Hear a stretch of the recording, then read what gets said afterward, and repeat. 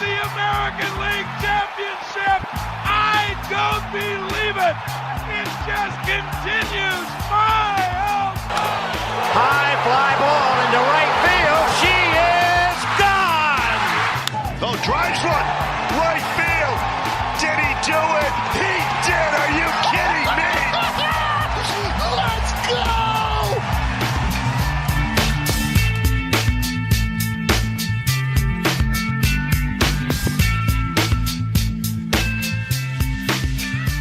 Yeah, that intro gets me fired up. I hope everyone else gets fired up for that too. It's the FSS Plus podcast. Jason Churchill with Joe Doyle. Mr. Doyle, there have been a couple of... so before we started this podcast about a month and a half ago, I asked for some podcast name suggestions, and I was looking at some before we got going here. So right off the topic, before we get into talking about the draft, talking about trades, we're using FSS Plus as a placeholder. And I asked some folks, hey, if you have name suggestions, please. But let me throw a couple at you from listeners. There's a couple of decent ones. There's a couple of funny ones. I think people are trying to be goofy. There's a couple of bad ones too.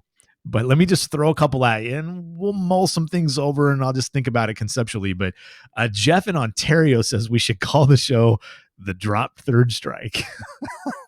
I thought that was awesome because it's like, so are like we that. Basically just the drop third strike? Yeah. We're like, well, you did something good, but then you did something bad. We are a couple of mistakes after all. This is pretty good. Yeah. Mistake pitches might actually be the best name for the show. Carrie in Lincoln, Nebraska says, how about hitters and splitters? So I kind of like that because there's some, it's short and it's got baseball terms. We can't do either of those, but that's fine. I can't.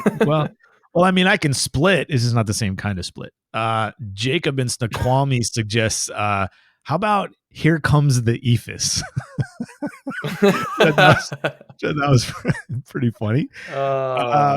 Patrick in Buffalo has a couple. He says, we should call the show Warning Track Power, which also was funny and very fitting for my days playing, or Sinkers and Sliders, which is along the lines of Carrie's hitters and splitters. Kate in Culver City. Where the hell is Culver City? Is that California? Is that California? Yep. Kate says she says, I've got the winner. This is it. The upside play. So I do like that. Ooh. The problem is I think it's taken. I think there's a podcast out there with that name, but I do like that. So I'll check into that. What about underslot talent? I get it. I'm not sure talent really fits on anything that I'm involved in. What about budget senior signs? How about talent with a joker? Yeah. You know what I've always wanted to name a baseball podcast, and it makes no sense, but I've always wanted to find a duo to call Bangers and Mash because it's just a good baseball duo name. It is. You know how we do that? We hand this podcast over to a couple of former ball players. That's how we do a couple that. of Brits. You know, we could get Harry Ford on. He could be half of Bangers and Mash. He represents England. And can he be both? I think we need another Brit. We need another Brit. All right. Well, I'll work on that. We'll see if Kate Beckinsale is available. I'll get my people. Oh, there you go. Yeah. But the upside play, I think that's good. I'll check into that. I do like that. So there's some concepts there worth thinking about and considering that. So keep sending those in if you're interested in naming the pod. We'll find out a way to reward the person that suggests the name that we pick with some swag, with some gift cards, things like that. So Mr. Doyle, Joe, we are just, and I can't believe this, we are 3 weeks away, dude, from the MLB draft. It's like 3.5 weeks. I can't believe I looked up at the calendar earlier this week and I went, it's freaking mid-June. How in the world did this happen? How did this happen? In fact, when we first started this show, it was the last week of April and we are in the middle of June already. We're about 3.5 weeks away. There's a ton of new content at futurestars.com by Mr. Doyle. We're talking about a new 2023 that goes 600 deep. Joe, really quick, tell me how many players are going to be drafted in the 2023 draft. Ooh. Okay. It's either 613 or 616. You hit me on the spot and I'm trying to remember. So If it's you've 613, ranked. it'll be one of those two. So you've ranked 600 players. So there's a really good chance that 95% of the players that are drafted in 3.5 weeks are on your board. That's remarkable. If So I'm if at you're digging around, 95%, man, I would be thrilled. If I'm at 70%, I would be thrilled. I mean, I've got 889 scouting reports written. So they're probably on the board somewhere. Yeah. But Yeah. but I mean, honestly, there's so many JUCO guys and D3 guys and hidden kids in South Dakota that I miss. I mean, you do your best. But 600 players, that is deep. So you can do your research, you can sort, you can read reports on players. The 2023 top 600. Maybe the best way you can go to the front page at futurestarseries.com and get that. But as new stories get posted, you can just hover over the MLB draft drop down in the menu right there and get the top 600. Also posted this week, the 2024 top 100 high school prospects and the 2024 top 200 college prospects and the 2025 top 200 college. So you can find that all on the front page and by hovering over the MLB draft drop down in the menu at futurestarseries.com. Now there's a fresh mock draft up too, Joe. You've been busy. This. You told me the other day, like your eyes were bleeding and your fingers were made of leather. But it's really good stuff. The one piece I haven't looked at is the 2025 top 200 yet. I haven't dove into that one. Dived into that one. I haven't looked at that one yet. I'm going to avoid that one. I haven't looked at that one yet, but I was looking at the mock and there's a new number one pick here. And before we go any further, let's remind folks that mock drafts are for discussions and conversations and to build scenarios, especially with weeks until the draft itself. This is not a pure projection. But, Joe, it's not Dylan Cruz at 1-1. It's Max Clark this time. Take us through the idea here. Why Clark could go number one, why the Pirates might do something like that, even if they might agree with everyone else that Cruz is the best player in the class. Yeah, I mean, listen, I'm not the first person to suggest this. The Pirates this wouldn't be the first time that they've shaved a bunch of money off the top. The idea here is you're allotted a certain amount of money that you can spend in any given draft. You can't go over that figure without penalty. So if you're looking to maximize how you can spread out that money and get the most bang for your buck, as they say, you take a player with the number one overall pick, you shave some money off of that first pick by not taking the quote unquote prohibitive number one talent, if you want to call it that. And you're able to spend those savings in the second and the third and the fourth and the fifth. And Jason, as you and I were talking about before we even hopped on, this is not the first time the Pirates have taken that tact. In fact, 2 years ago, they did it aggressively. Now, what happened in that draft? Refresh my memory. Let everyone know what exactly they did in that draft at the top. And what were the savings, give or take? You may not have the figures in front of you, but how much did they save by not taking, the guy that probably should have gone 1-1, whoever that was? So in 2021, they took Henry Davis with the first overall pick.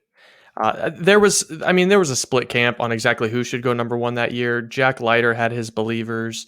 Marcelo Meyer had his believers. Jordan Lawler had his believers. But they went with Henry Davis. Now, the value in 2021 for the number one overall pick was slotted at $8.4 million. Henry Davis cut a deal with the Pirates to go first overall. He probably would have gone somewhere in the 4 to 9 range had he not gone there for $6.5 million. So they saved $1.9 million with that first pick. And here's what it allowed them to do. Let me just pull this up here. They were able to splurge all over the rest of the draft. So their second round pick had a pick value of $2 million. They spent $2.8 million and landed a premium high school talent in Anthony Solometo. Mm-hmm. The third pick, comp round B, had a value of $1 million. They spent $1.5 million on Lonnie White Jr. Now, admittedly, Lonnie White's struggling a little bit, but that's going to come with any draft.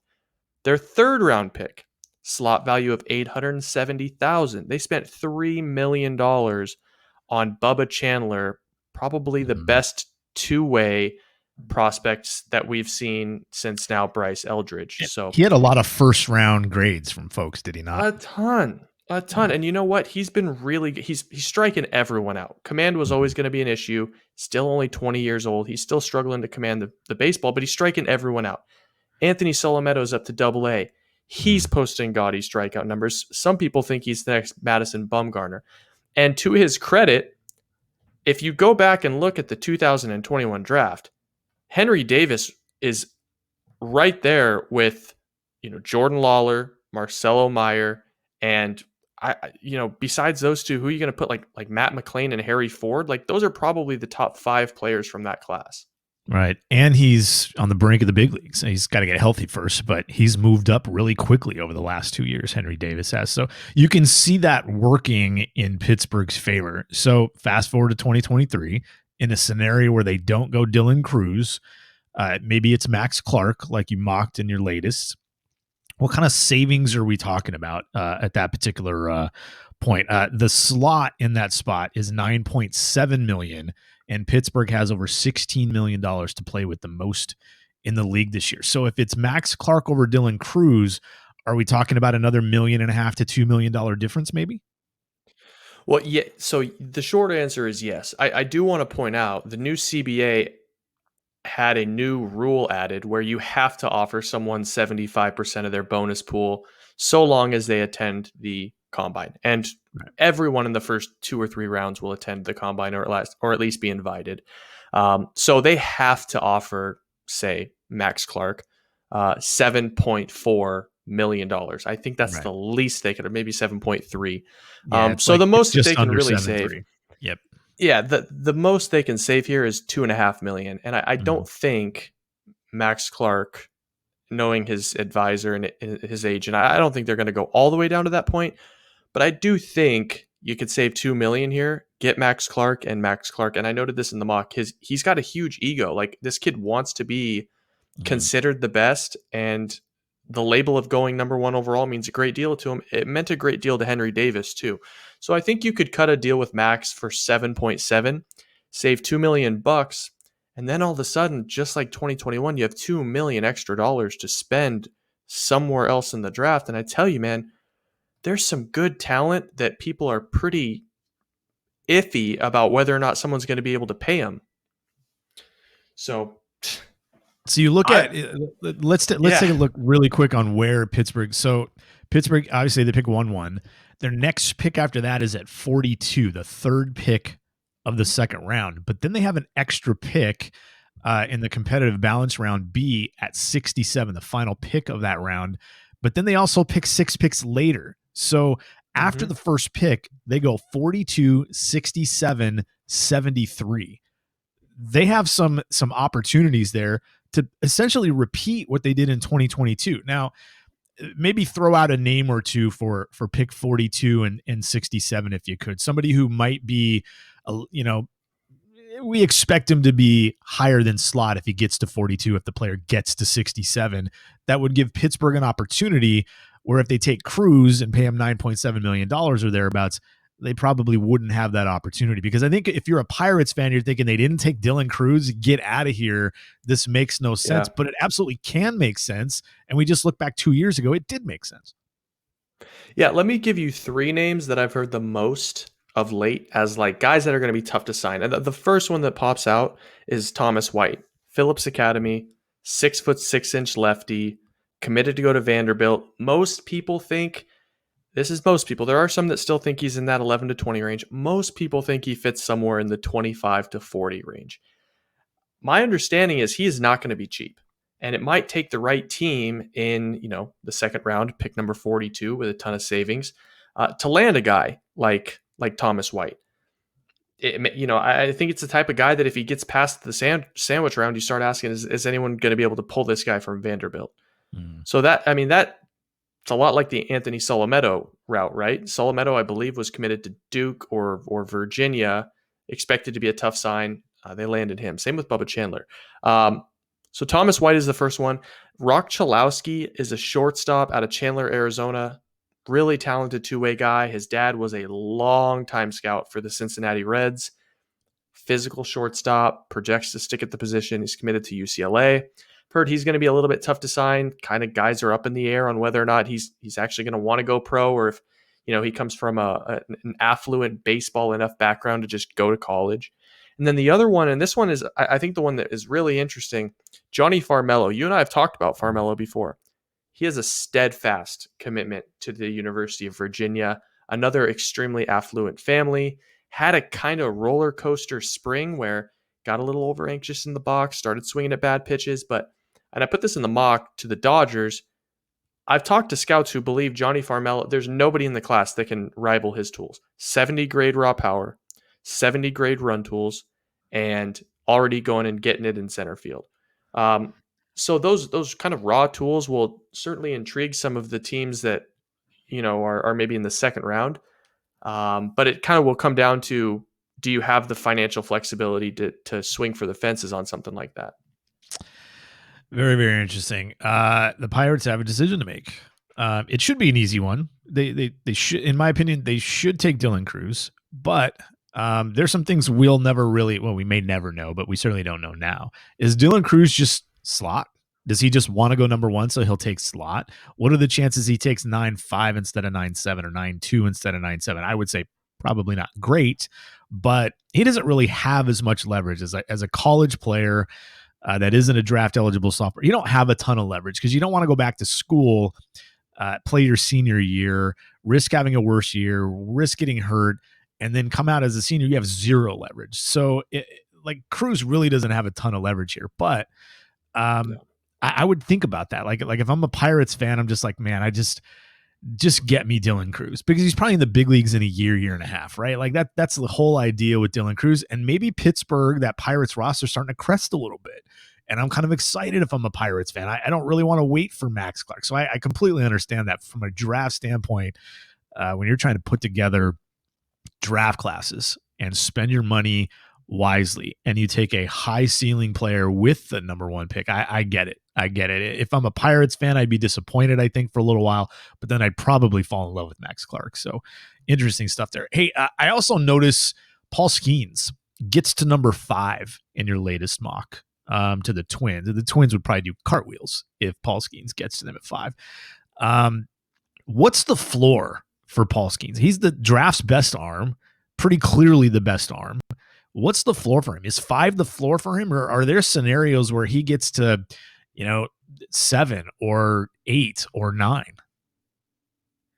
I mean, I have a hard time seeing him get past 5. I have a really hard time seeing him getting to 5, but just the way the last 2 mocks that I've filled out have worked out, Paul Skeens has dropped to 5. I don't think Texas is in on him at 4. I don't know. I haven't heard them connected to Paul Skeens at all, but that might just be because they're under the presumption he's not going to be available, and they have just circled hitters. Detroit, I've only heard hitters. I've only heard Walker Martin, and I've only heard Wyatt Langford. So, I just discount that Paul Skeens is in play there. And so if he's not one of the picks in the first 2 picks, he ends up at 5. And I know that that Minnesota has always had an affinity for bats, specifically left-handed bats with power. There's quite a few of those in this class. So do I think it's possible he slips past 5? Maybe. I wouldn't expect it, though. But I don't think there's, 7 is definitely the floor. There's no chance he gets past the Reds. Yeah, that'd be really interesting. I doubt he gets past Oakland, too. They're really building something interesting there. Oakland, is Oakland tough to read at this point? Or are they just business as usual, at least from a draft standpoint? There's so many things going on at the major league level. Are they harder to read this year? Or is it pretty much kind of the same way they've always done it? I mean, they've had the same scouting director and people running the draft for it seems like 40 years, but I think it's been around 20. Yeah. So not a whole lot has changed there. Yeah. What's funny is their scouting director is now, let's see, their scouting director was actually in the movie Moneyball, Eric Kubota. He was one of the interns that was working for Billy Beane, just a fresh-faced 20-year-old kid in that movie. We remember the scene. So we remember that scene, right? Like, didn't Brad Pitt go in and say, Kubota, did you ever play ball? And he said, no. And he said, cool, you're the new scouting director. Like that was the scene in the movie anyway. So yeah, absolutely. And he's been there ever since. Been there ever since. Yeah. But they've always at least in the time that I've done this, I've had the chance to get to know a lot of people in the industry over the last handful of years, and I've kind of had a difficult time connecting and like really getting to know folks in Oakland. They've always kind of played things tight to the vest, even though they're all rather online, as I like to say. So I don't really have a good feel for what Oakland is going to do. I had heard Jacob Wilson as of about a month ago. I'd heard Rhett Lauder recently, and I'd heard Enrique Bradfield too, but honestly, none of it, like some of the other team connections in that mock, I feel a little bit, better about, but Oakland always seems to come secondhand. Yeah, it's a really interesting club. Really always has been, at least for the last couple of decades in the Billy Bean era, so to speak. So there's a handful of new first rounders in this mock. We've talked a little bit about, a couple of weeks ago anyway. We talked a little bit about Nebraska shortstop Bryce Matthews, who you have in this particular mock. Going in round one, I think you have him at 28 to the Houston Astros. Really interesting player, good athlete, all that good stuff. But another one is Joe Whitman, the lefty at Kent State. Now, left-handed pitching, college pitching, reaching the mid-90s. I mean, you can see why. Like, you don't even need to really go much further. You have him at 23 to Cleveland. Anywhere in that range makes sense for a guy doing what he's doing. But this particular projection, Joe, is pretty new. There hasn't been a lot of this. Tell me why Joe Whitman fits here, not specifically to Cleveland, but fits in this range, and how far he's come over the last year or so. Dude, his story is crazy. He goes to Purdue as a 19-year-old. He's there for 2 years. He pitches like 5 innings, 6 innings. He walks 12. I mean, he walks 18 batters per 9 his 2 years at Purdue. So he transfers out of there, plays a summer in the Northwoods, performs a bit better, 3 walks in 20 innings in the Northwoods. I would say that is almost infinitely better. Mm-hmm. Ends up at Kent State this season. 81 innings, 100 strikeouts, 29 walks. He looks like a totally different player. His strikeout rate is through the roof. His walk rate is, frankly, even at the pro level, well above average. And now, he goes to Katuitt for the second summer in a row, and he just got done on Sunday, 5 innings, 9 strikeouts, no walks, touching 96 with a big slider and a changeup. Conventional scouts, old school scouts, they'll tell you, like 6'4", 215-pound lefties that throw 96 with 3 pitches don't grow on trees. And there's a floor for that sort of player. Wait a minute. Hold the phone. You're telling me I can't go pick Joe Whitman up off the street. You're telling me that I can't go grab. I live in Mercer Island, Washington. You're telling me I can't go outside and just find a Joe Whitman. So you mentioned that's a prototypical first round left-hander right there, is essentially what you're saying. Yeah, I mean, to the T. Now you can go find the Purdue version of Joe Whitman on Mercer Island and an adult baseball league, no doubt. I love it. I love it. That's what a fascinating kind of recent, surge, for a guy like Jason, that. If I were Whitman, I was going to say if I were Joe. If I were Whitman, I would hang him up. I wouldn't throw again at Katuitt. I just don't know. You've gone to the Cape. You've faced good hitters. You gave up 2 hits. You didn't walk anybody. 9 strikeouts in 5 innings. You're the talk of the draft right now from a pitching perspective in a draft that is starved for college pitching. Yeah, I would hang him up. Yeah, you got nothing left to prove. Be done for the summer. There's nothing else to gain. Yeah, 5 innings, 2 hits, 9 strikeouts, no walks. Nobody touched him after a season at Kent State where he struck out 181 innings. The people a lot of times will look at some of those leagues, the MAC, some of those other leagues. I remember when Chris Sale came out, I was like, yeah, but it's Florida Gulf Coast. Like who cares? The numbers pitcher numbers are easier to project. You can project those things a little bit easier. You can see stuff and see why the numbers are legit and project that a little bit easier. So this isn't like a hitter in a smaller conference hitting 400 with 30 homers. Like, the stuff matches up. This is something we don't really have, maybe more today than before. We don't have a thing for hitters where we go, well, what's the stuff look like? We don't really have that. Like, we can look at some data. Does he hit the ball hard?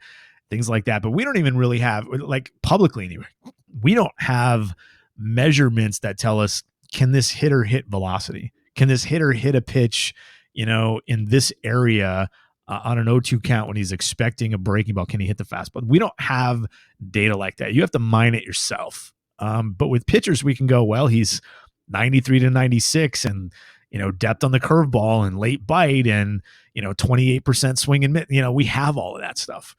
So tell me really quick, Whitman, what's the ceiling on this guy then in the draft? You have him at in the 20s to Cleveland. Could somebody looking to maybe save a bit with their first, like, I look at the Cardinals, for example. Now, I'm not big on drafting for need. You don't draft for need, especially in the first round. But if you think you have him with Bryce Eldridge, who's a really interesting two-way guy with big power and he throws 1,000 miles an hour. But if you think Bryce Eldridge and Joe Whitman have, like, you put the same grade on them, essentially.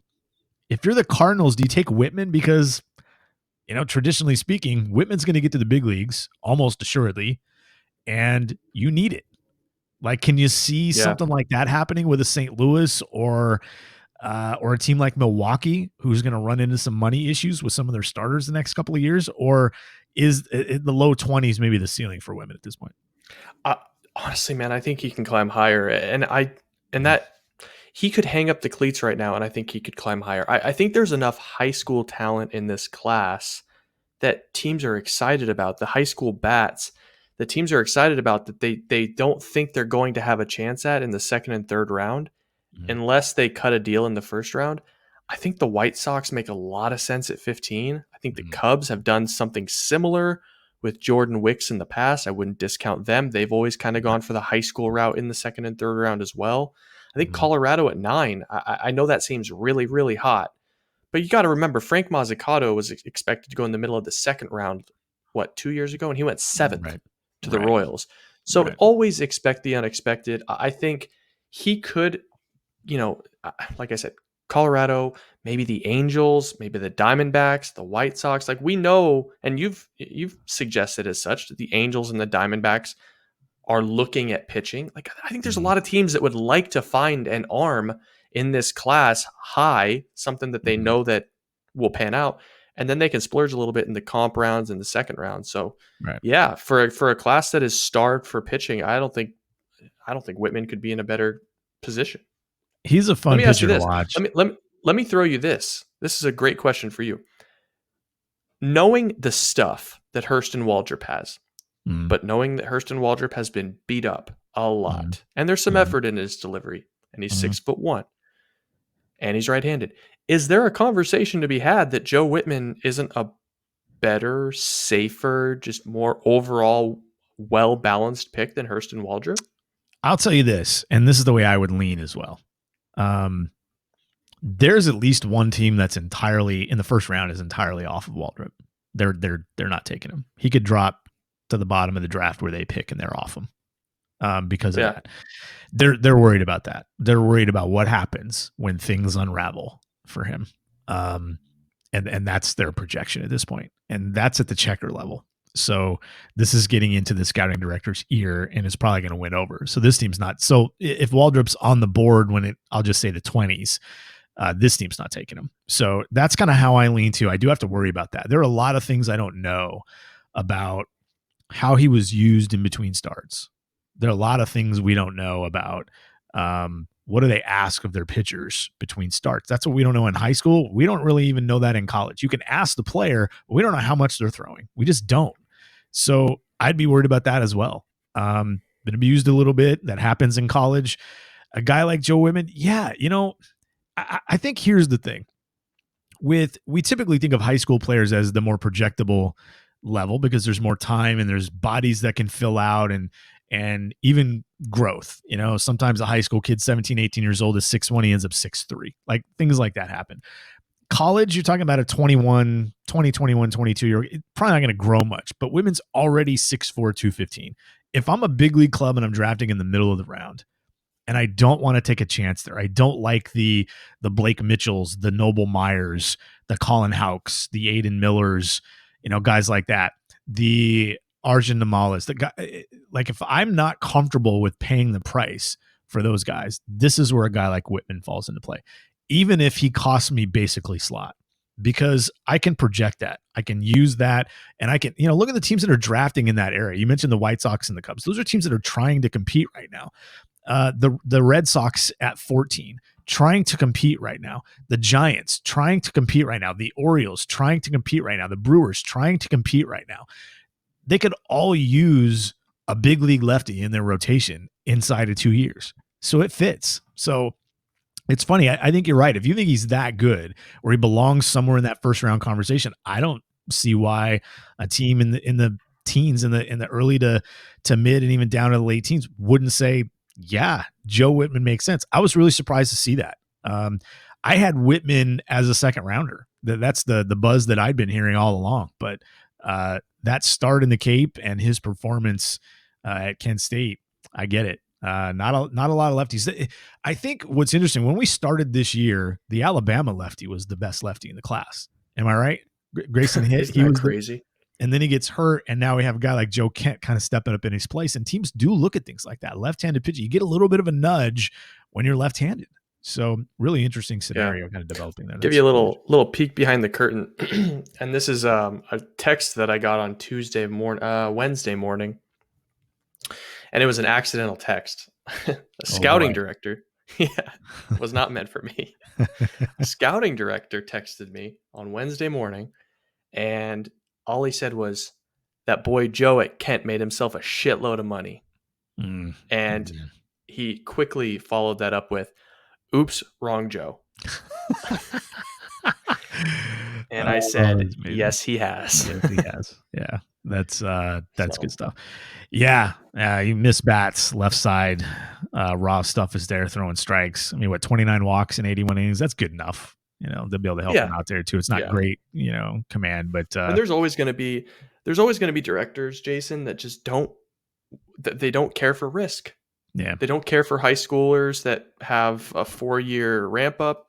Hurston Waldrop has performance issues and things like that. And usually the first round is selected by general managers and scouting directors, and the analysts who like the people like Hurston Waldrop, they start to take more effect in second, third, fourth round. So I think for that reason, I think there's a very good case to be had that, I'm not saying that Whitman is better than Waldrop, but I am maybe saying in terms of the draft, Whitman goes before Waldrop. Yeah. He certainly sounds safer, doesn't he? If you're betting on a guy to get to the big leagues inside of 2 years, healthy and throwing strikes.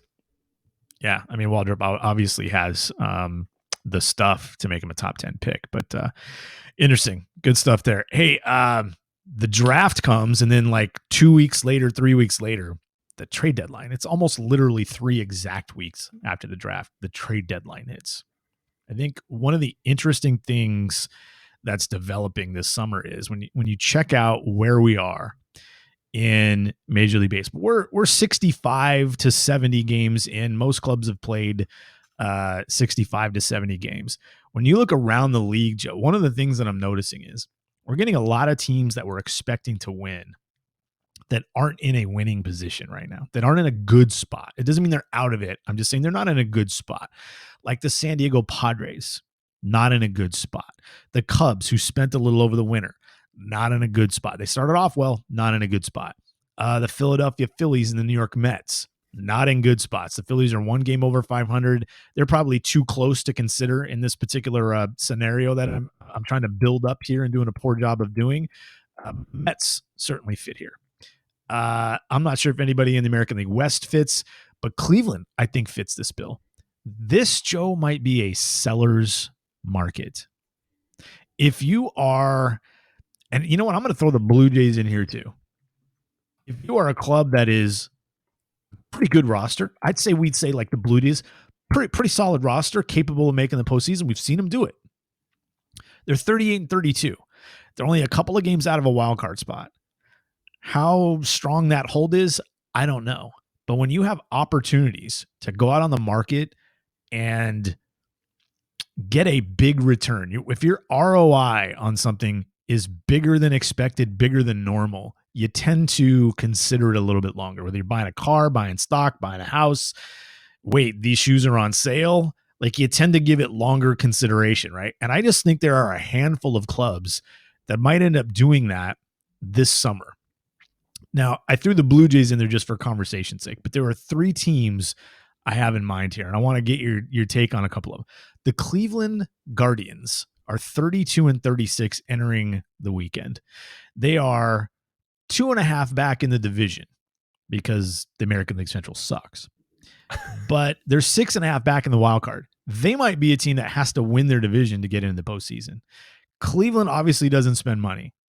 We've heard rumors that they might shop Shane Bieber. Is this potentially an opportunity for that organization to go out and say, hey, we have this kid, Josh Naylor, who's got 3 years of control left, who's a pretty good hitter, and he's having a really good year. What do you give us for him? On top of Shane Bieber. Is this a time when Cleveland might at least field calls for Jose Ramirez? Because if they're ever going to trade Ramirez and get younger, it's got to be now. He's 30 years old, and he's got 6 years left on his deal. Does Cleveland sound like the kind of team that wants to pay a guy $20+ million at 35, 36 years old?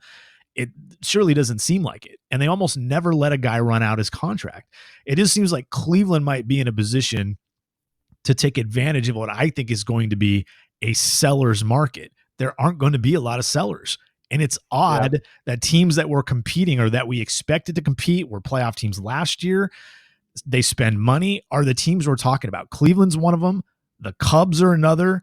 The Giants are another. But Cleveland, give me your take on Cleveland and kind of maybe how you would approach the trade deadline if you're the Guardians, because they have some interesting pieces. But that farm system, while good, lacks some things. And they're not ready to compete next year, the year after, without Jose Ramirez and Shane Bieber. And it sounds like they might shop at least Shane Bieber out of the two. Man, if the AL Central wasn't so terrible, like on a year in and year out basis, this would be such a self-explanatory answer. Mm-hmm. But they're 2.5 out. Mm-hmm. I mean, they're 4 games under 500. They're 2.5 out from leading the division.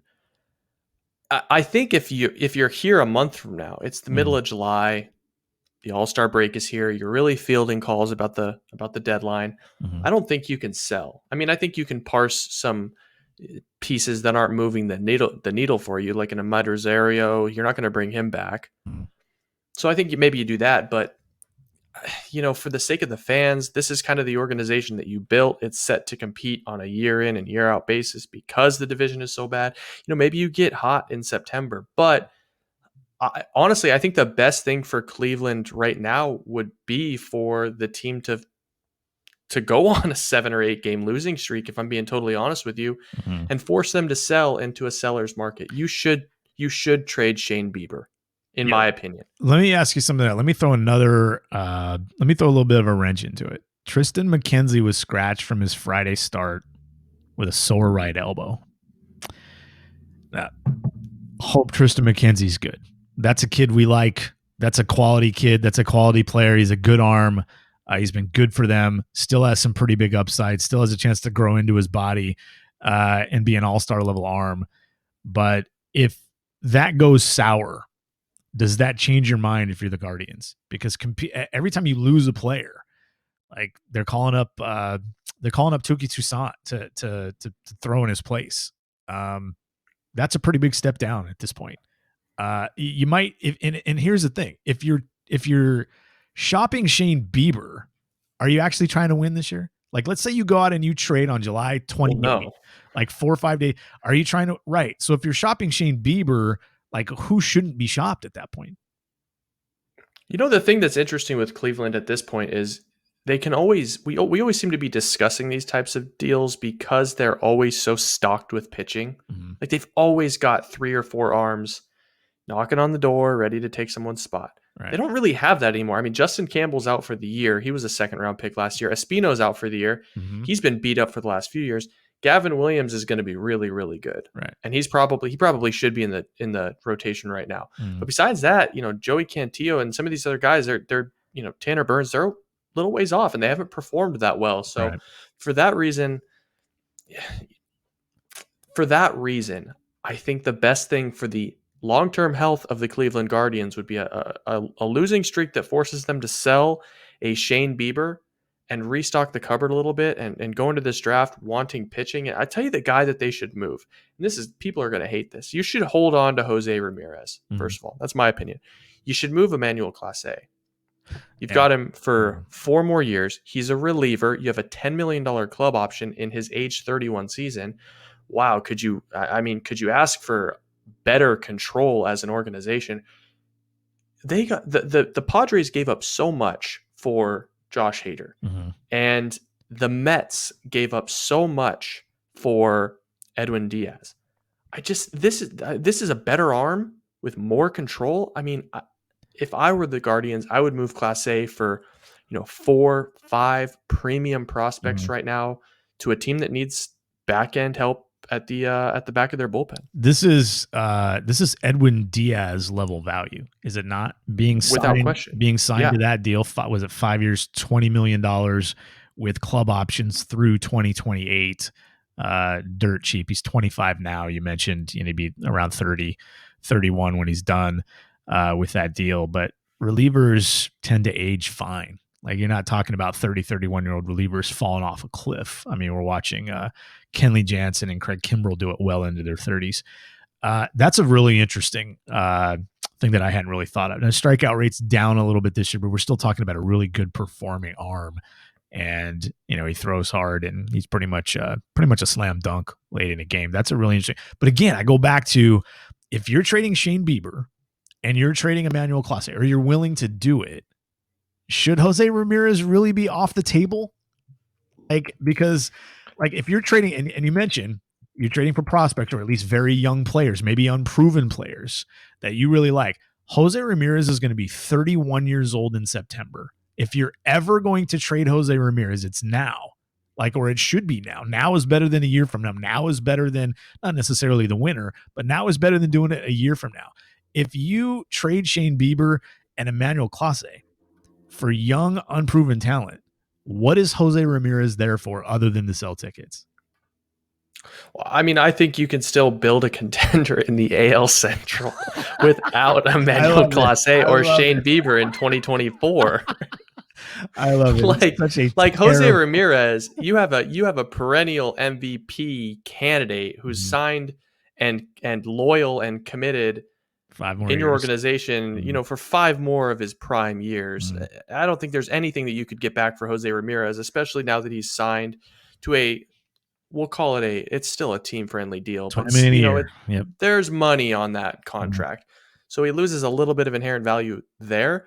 You can still build a competitive team in 2024 if you move Bieber and Clase for, say, you could get 7 prospects that fit in Cleveland's top 15 prospects. You could probably get 3 or 4 top 100 prospects for just those 2 arms. Right. Plus the Josh Naylor role type players that make a team tick. Yeah.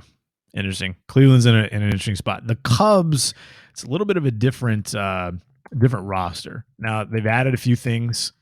I think the interesting one is Cody Bellinger, because essentially when you look at Bellinger's situation now, he'd struggled the last couple of years. Look at his contract situation. The Cubs went out, spent a little bit of money. Stroman is there. They gave Bellinger $17.5 million. It's a mutual option for 2024, which essentially is Cody Bellinger can opt out or the team can opt out. He's played just 38 games, was having a good season. When he got hurt, he's back now. If he continues and is healthy and plays the season, out until the trade deadline, he's going to generate interest. And the Cubs are in a position right now where it does not make a whole lot of sense for them not to trade Cody Bellinger. Because either way, he's going to opt out and go out and try to get a 3, 4, 5, 6-year deal after this year, as long as he's performing. But there are other names on that Cubs roster that are interesting. I mentioned Marcus Stroman before. He's having a career year. He would probably be one of the best pitchers on the market. Shane Bieber, Eduardo Rodriguez would be right there with him. Stroman's not a guy who pounds the zone necessarily. He's not a big strikeout guy. He's a ground ball guy, but he's eating innings. He's over 90 innings on the season so far. in 15 starts, and he can opt out after 2023. So teams are going to look at it. The Cubs should look at this as, well, he's a rental. We're selling 2 months of Marcus Stroman here. The Cubs, if you're the Cubs, now you look at their current situation, it's not like Cleveland. The Cubs are 3 games back in the NL Central because the NL Central also isn't very good, but there are 3 teams ahead of them in the NL Central. They are 4.5 back in the wild card with several teams ahead of them. The Mets, the Padres, the Reds, the Brewers, the Phillies, the Giants, the Marlins, and the Dodgers. The Cubs should sell. Am I wrong? I mean, why is there no talent in the middle of the country? Yeah, there's not a ton. How is it that the Pirates are still leading the Central 1 game over 500? I would normally say, Jason, yeah, they're in 4th in the Central. Like, come on, sell it. Like, you got a bunch of guys that aren't going to be back anyways. But with all due respect to the Reds and the Pirates, they're not rosters that look like they're built for 162 games. Sure. Now, the Brewers, I would expect, win that division. What you have to ask yourself is, how far behind the Brewers are the Cubs? So I think this is another question, unfortunately, as a cop-out answer. I think you kind of asked this question a month from now. My expectation would be that the Cubs still struggle, and they have no business holding on to, if they don't think they're going to make the playoffs at all, they have no business holding on to Marcus Stroman. Right. They have no business holding on to Cody Bellinger. They have no business hanging on to Trey Mancini or Michael Fulmer. They've got some good pieces to move. Drew Smyly. Drew Smyly's a very good piece to move. The thing is, the Cubs have spent so much money recently only to seemingly move it at the deadline. It feels almost like they are spending money to buy prospects, does it not? I mean, yeah, and at some point, though, like as a fan, and if you're running that team, Jed Hoyer, you want to start winning at the big league level. But there comes a time when you look at the Cubs, they were like 15-13 on May 1st. And now they're 4 games under 500. So they're 6 games under 500 the last, month and a half or so. And everybody's passing them. But at some point, you want to start turning things into victories at the big league level, but you can't ignore the facts. If you have 6 teams to climb and you have 6 games to make up, you're really not in it, And if you have rentals, like, what are you doing? So you make a choice. So you have to at least shop those guys, right? If their status does not change and they're in basically the same position in late July, you have to at least shop those guys. I'm not saying you have to trade without them. question. Because if you don't like the return for Cody Bellinger, you're like, screw it. We're just going to keep him. He's comfortable here. We like him. Maybe we'll try and talk him into staying here and offering him a deal. But if we trade him, it's a completely different story. We have no control over the player. We don't control his usage. We don't control how he goes about things. We don't know anything. I think that's probably where the Cubs are right now. The other team, Joe, is the Giants. The team that there are 2 teams in Major League Baseball that make no sense to me. Only 2. Like I'm not saying I agree with the way the Reds do business, but it makes sense. I know what they're doing. I know what the Pirates are doing. I know what the Rays are doing. I know what the A's are doing. I hate that too, but I actually know what they're doing. I understand it. I don't understand what the Rockies are doing, and I don't understand what the San Francisco Giants are doing. And I have a friend in the front office there, and he's tried to explain it to me, and it still makes no sense. I'm getting it from the horse's mouth, and it still makes no sense to me. So if we flip over to that Giants roster, right now they're in a little better position than the Cubs. When we look at, here it is in mid-June, the San Francisco Giants are fringe contenders, I think at least, and have a chance to improve their stand. They're 36-32. They're in one of the wild card spots right now. They're 4.5 games back in the division with the Dodgers and the Diamondbacks ahead of them. I'm not saying they should be aggressive sellers, but look at that roster. What are they trying to do here? It's remarkable. They signed Mitch Haniger. He's out. He got hit and he's out. Who saw that coming? You have Ross Stripling on the IL. Alex Wood is on the IL. Robert Perez is on the IL. Michael Conforto's actually hitting. You have 57-year-old Brandon Crawford playing third base. JD Davis spent some time in there. I think he's off now or is soon. It's just, you have a lot of older players and players that aren't long-term for you. Like Mike Yastrzemski is a really good role player, really good, like 7-hole hitter. And but he's 33 years old this summer. Like, are you just hanging on to these guys for Austin Slater's had a pretty good, late career. He's 30 years old already. Why are you keeping these guys for the long haul and paying them a bunch of ARB numbers when you could trade them and actually get better for the long? I don't understand what the Giants are doing. I don't know what it is that they're trying to do, what they want to do, other than we're trying to win and we're just doing it in a very strange manner. I think they have a lot of pieces where even if they're in it and hold a wild card spot, I could see them maybe trying to move someone. I could see them maybe trying to move, Alex Cobb, or I can see them maybe trying to move, the Rodgers boys out of the bullpen. Yeah. I could absolutely see something creative to take advantage of a seller's market. I'm not even going to sit here and act like I know what's going on in San Francisco. Here's what's great about it. It seems like they attack every season from a transactional standpoint different. Yeah. How much different does this team look without stating the obvious with Aaron Judge? Right. Like, sure. Or Carlos Correa. Yeah. I mean, like the tact in July is just so different if they've got one of those two players. But as is, they have a bunch of 30 to 33-year-old veterans that still have a couple of good years left in them in expiring contracts either this year or next year. And they're just in this middling place. It's a middling, farm system. It's a middling roster with middling veterans. And the thing that makes the Giants tick, in my opinion, is they have so much money to spend. Mm-hmm. So it's like every offseason they can reset. And they're going to, you look at their payroll, they're going to have $45, $50 million come off their books in Wood, Crawford, Peterson, Junis, and Perez. They're all coming off the books this summer, and probably Alex Cobb. I don't think that they'll bring out Alex Cobb back for $10 million. So you might have $55 million. Could opt out as well, so they could have another $18 million on top of that. Yeah, he's a 50-50 for me. $18 million for a 31-year-old Conforto. Although if you think you can get a 3 or 4 year deal, he probably does. He's having a good opt year out. too. So yeah. So I mean, like this team could have as much as like $75 million roll off their books. And I guarantee you they're going to go into this offseason, looking to transact. Probably looking to transact another 32-year-old outfielder. I would think that Matt Chapman, if there was a place that Matt Chapman is going to land, San Francisco is as good a bet as any place. Yeah, that's a really good point. They don't have an obvious answer at that spot unless they're moving Casey Schmidt there. They do have JD Davis, but he can be moved to first, and they have Tyro Estrada to play second base or shortstop if they have to. Yeah, it's an interesting roster, but only from that standpoint. They have a bunch of 30-somethings, and at some point, doesn't it have to change to some extent? Either have more long-term guys or have some youth come in. Really interesting. Here's what's hilarious about the Giants too. Something else that's hilarious about the Giants. If you go to their website right now, MLB.com/Giants, I'm imploring you to do that if you have an opportunity. I'm talking to you, Joe, and I'm talking to anybody out there listening, and tell me what their slogan says. Nothing like it. Boy, if that wasn't true.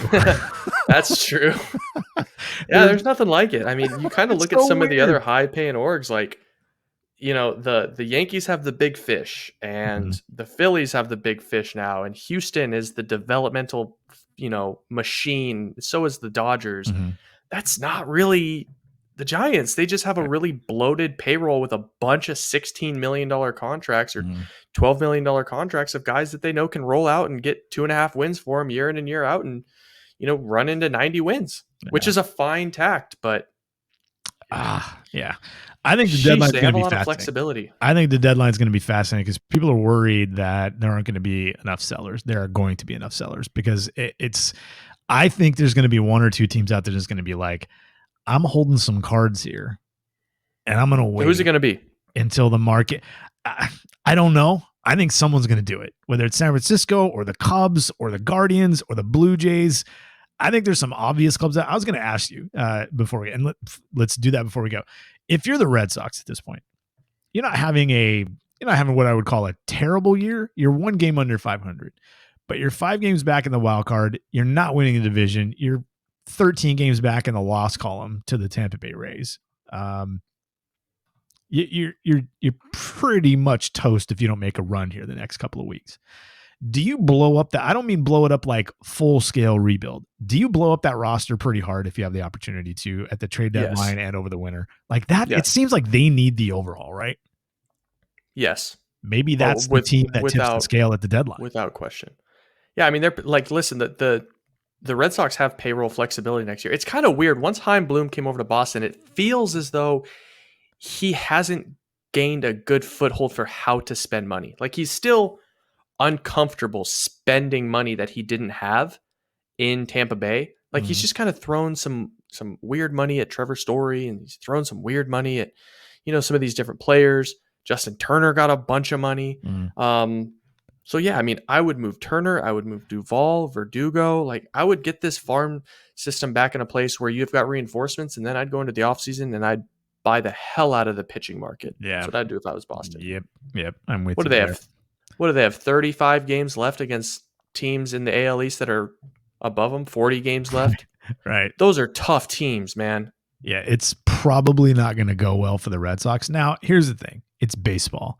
We could look up in a month, Joe, and we're talking, and the Red Sox are 9 games over 500. And I wouldn't be shocked. I would be surprised, but I would not be shocked because, well, again, baseball.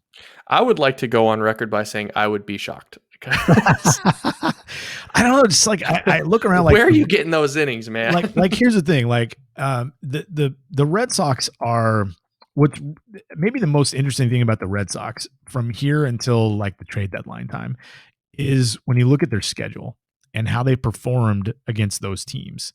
So they have the Yankees, and then they're on the road, Minnesota and Chicago, teams that are either worse than them record wise or about the same. Then it's Miami, then it's at Toronto, then they have Texas, and then they have Oakland. Like this is that's the rest of their first half. And then they start the second half after the break at the Cubs, not a good team, at the Oakland A's. And then they have the Mets, who haven't played well. Then they have 2 against Atlanta and then 3 against San Francisco. That's a lot of mediocre. So really to put together some sort of a run leading up to the trade deadline, they really only have to be decent to solid. They don't even need to be good because their schedule I mean, shouldn't they win 5 out of 6 against Oakland? That's 4 games over 500 right there by themselves. So I think there's an opportunity there because of who they're playing and when they're catching teams like the Cubs and the Mets when things aren't really going that well. So I don't know. Maybe Boston is that team. Maybe Boston's kind of the wild card in this trade deadline, because if they put just about everybody on the market, that's going to tip things in the buyer's direction just a little bit. Yeah. Fun stuff. I agree. Yeah, fun stuff. I'm always trying to figure out the deadline. I was told a long time ago by Keith Law, one of the most underrated and unappreciated by the public skills of a front office, skills of a general manager and the people he brings in to manage a roster. One of those skills is the most underrated skill is assessing markets. And that means being able to kind of project within reason what a market is going to look like, because you don't want to go, balls to the wall at the deadline if you think the market, the trade market and the free agent market over the winter is going to be in your favor.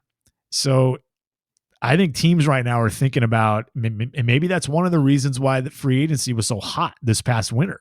Teams were like, yeah, we're not going to get the opportunity to make trades, over the next couple of cycles. So we're just going to spend more money at the deadline. That Red Sox team that you mentioned with Bloom in there, I think the Red Sox are basically trying to be the rich version of the Tampa Bay Rays. And what do we always say about the Rays, Joe? What do we always say about teams trying to be the Rays? Don't be the Rays. Don't try to be the Rays. Yeah, don't try to be the Rays. Yeah, they're the unicorn. So good stuff. We'll talk again next week, Joe. Really appreciate it. This has been the FSS Plus podcast. Talk next week. See ya. So just chill till the next episode.